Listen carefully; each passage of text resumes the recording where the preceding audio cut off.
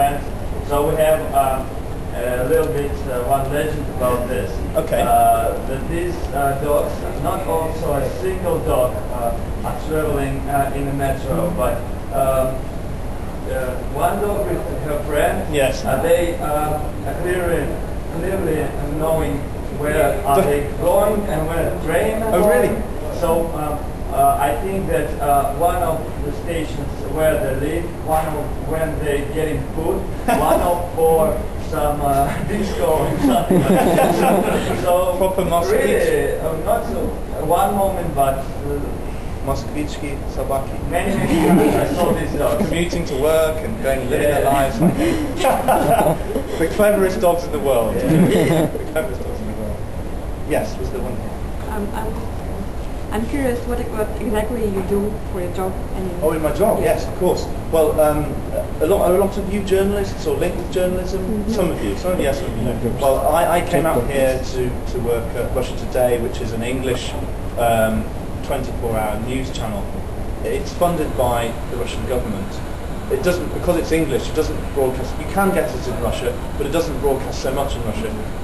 Its real purpose is to broadcast to the rest of the world and show Russian stories, Russian viewpoints that you wouldn't see in other news sources around the world.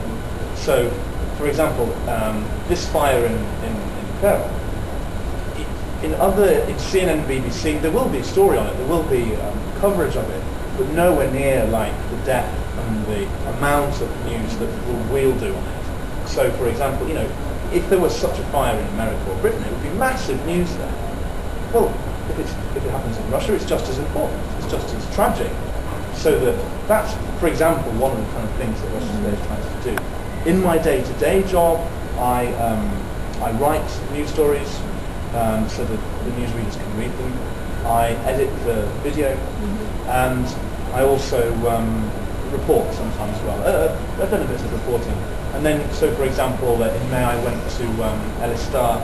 I reported on a Buddhist rock festival down there, which was very interesting, and met Boris Kubichakov there and interviewed him, and it was very interesting. And then I went to the steppe and did some news reports on Verbyudi in the steppe in Kalmykia. So I got to see some fascinating things about Russia there. So that's really what happens in Russia today and what the kind of my job involves. No one else. Don't be shy. Have you ever been to the Far East of Russia? To the Far East? Yeah. The farthest east I've been is Ulan-Ude. I would love to go to... You should go sometime. Okay. It's my native land. I see. Okay. I'll go. Anyone else? Anything about... Oh, yes. What do you think about Russian roads? And do you drive car yourself? I drive in England. I don't drive in Russia. Yes. We've run some stories on this. I do take some taxis around Moscow. I've got one here. And the statistics that we found when we were looking at news stories is that unfortunately, Russia's roads is another element where there needs to be a lot of improvement. Because, well, Russians should all be rally drivers, really, in rallies, because they drive like rally drivers. And, you know, some of them are maybe not as good drivers as they think they are. They think they're a rally driver, but they're maybe not quite a rally driver. So I would say that obviously Russia has a unique problem in that it's so big, is that building roads, you build a road all the way to Volgograd. By the time you've finished it, the start needs repairing again. So you're constantly having to work, to keep things moving.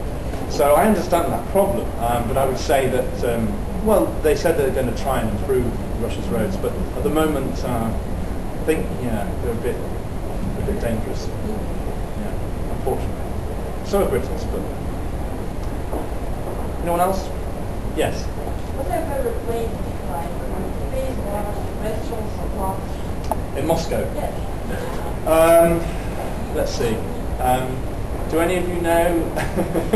I'm going to reveal something about myself here, maybe. Do any of you know Crucis Genre? Yeah. Yes. That's a good place.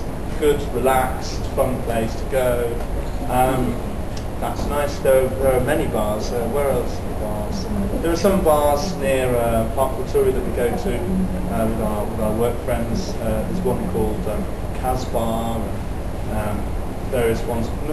I think everyone has different bars they like to go to. I'm trying to think of some other really popular. I have been to Propaganda, which is obviously the very famous one, and I'd say it's a good cafe. Maybe I'm getting too old. Maybe the music's a bit loud for me now. But the cafe is nice in there, and there's some others. There's one called Solyanka, I think, as well.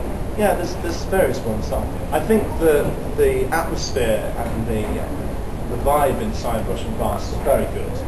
The other thing I suppose that's different from England is that everything starts so late here.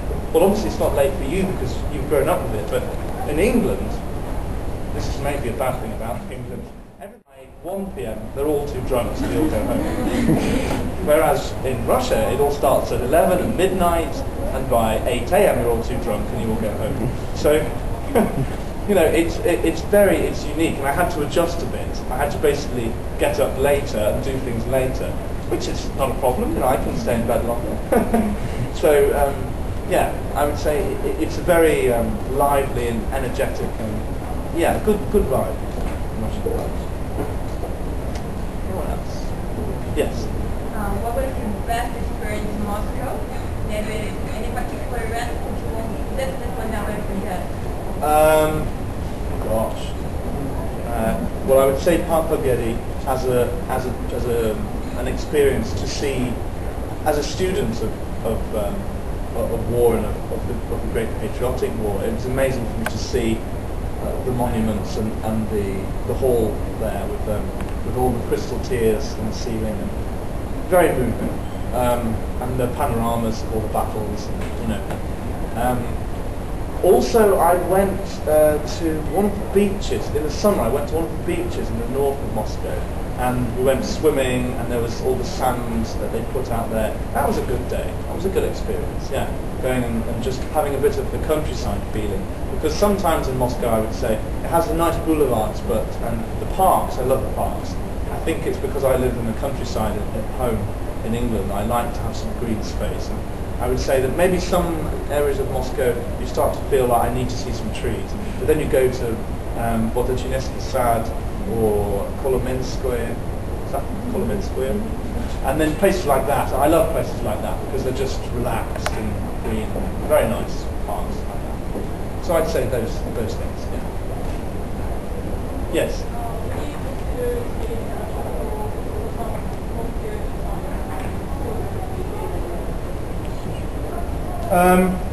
It's an interesting question. I've been here for a year now this time. I arrived here this time last year. And I think I will stay for at least another year. Maybe 2. I don't know whether... There are some people at Russia Today and some people I've met who have lived here longer than they've lived anywhere else. They were born in America or Britain, but they came here and they got married or something. But they never left. And I don't know whether that will happen to me or not. Because for me... since I was 14 or 15, I think most people have a country that they're just fascinated with. And for me, it's always been Russia. Russia's always been the country that just fascinates me more than any other country. Whether I'll stay here forever or not, I don't know. Well, I don't know if I can say that yet. But there's certainly more places that I want to go in Russia.